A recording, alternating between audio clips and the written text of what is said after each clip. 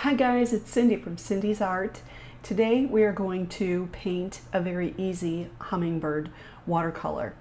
So in this watercolor tutorial of a hummingbird, we are going to use some washes with our watercolor paints, and then we are also going to use Brusho. And I created the video and I did not have Brusho in there, but that's okay. I'll describe to you what I did. And as always, I love using Arches paper. I believe in using good quality paper because the one thing that'll frustrate you to pieces if you're watercolor painting is if you have bad paper, your picture is going to look horrible. Doesn't matter how good I am in watercolor, my picture will come out bad if I do not use my Arches. So I am looking for other ones so I can recommend them to people and try to be fair to other brands. I'm so partial. Anyway, to start this guy off, I did a light sketch of my hummingbird, and you saw the picture I pulled from Pexels, and I am laying in some permanent orange in here just to start myself off, and I have a little bit of cadmium red as well. Then I'm going to wind up using Aurelian yellow and permanent orange light, or a permanent yellow orange light. So I'm going to build my colors, and the head of this hummingbird, it is slightly wet. It's not sopping wet. I put water into it and then I let it dry, then I put more water into it. Here's your Aurelian yellow. And what I do is I will dab this in. I'm using a process where I'm dabbing in the color, and that allows me to control whether this paint is going to wind up bleeding into the other colors. Because I don't have a ton of water in it, it's not going to do that. It's only going to slightly blend.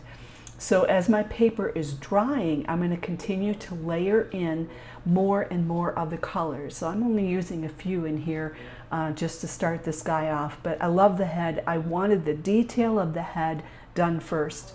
I like a focus point. Everybody's different, but this is what I do.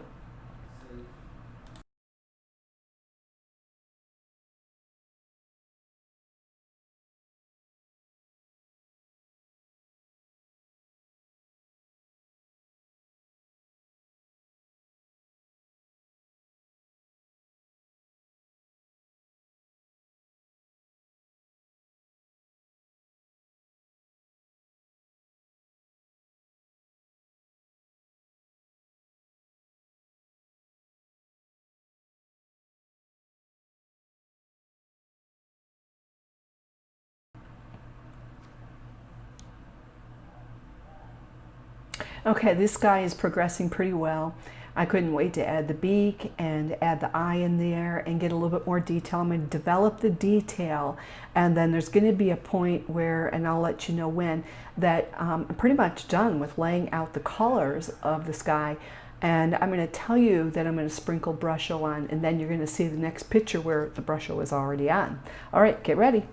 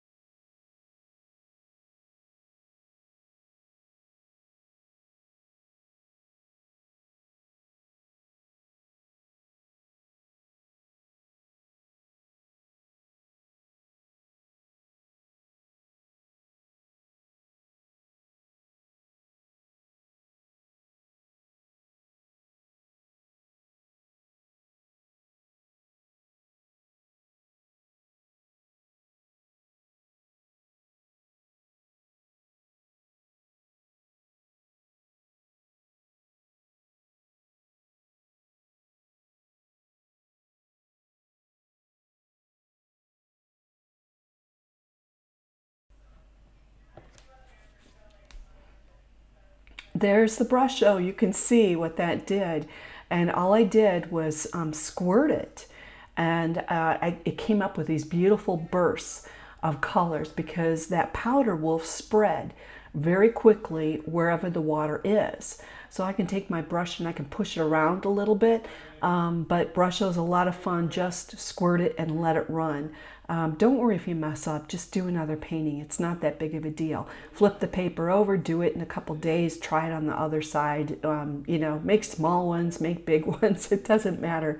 And I really want to encourage people to do painting parties together. You can get 3 of your friends, sit 6 feet apart, and share the cost of watercolor supplies.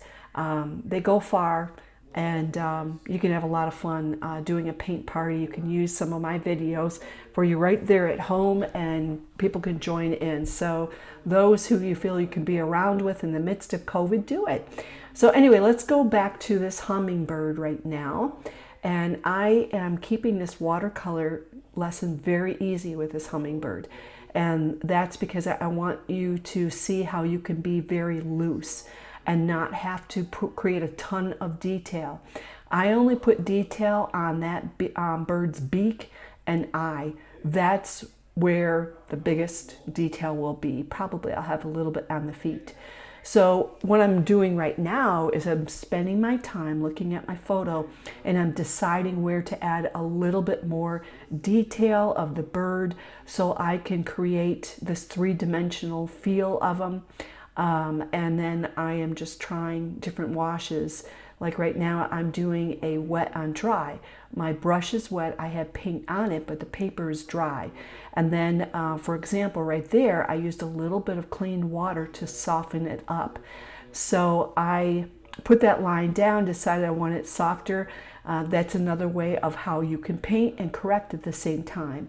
I struggle with loose paintings. Other people might argue with me, but I struggle with loose paintings. It's something I'm trying to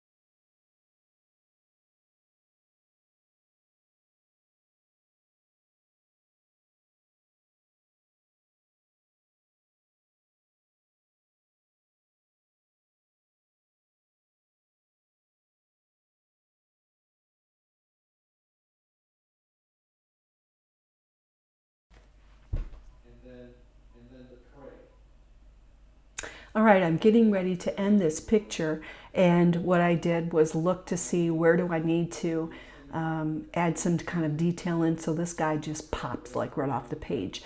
And I felt that the face needed to be really crisp, really clear, and it needed detail. So I'm adding in a little bit of feathering, and I'm going to adjust my video just a little bit so you can see some of the detail of the feathering. This is something that is not easy for me to do. I am just like you. I'm practicing and trying and practicing and trying. So have fun. Don't be afraid to try different things.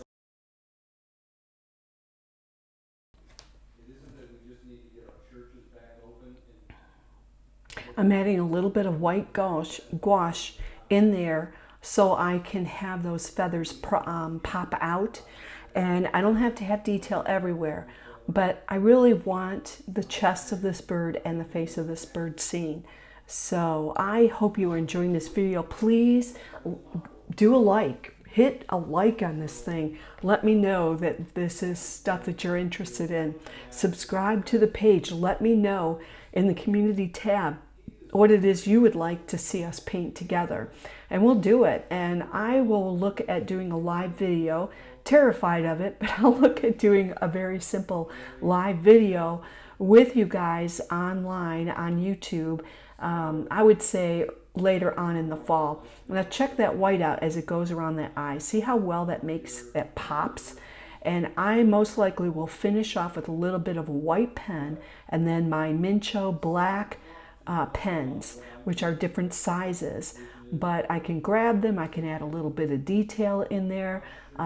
So anyway, I am so thankful that you joined me today. Let me know what you're painting, guys. I'd love to hear from you, hear your comments.